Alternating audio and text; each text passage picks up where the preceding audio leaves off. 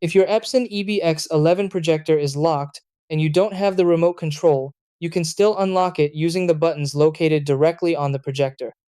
Epson projectors include a built-in control panel that allows you to navigate menus, adjust settings, and manage security features without external accessories.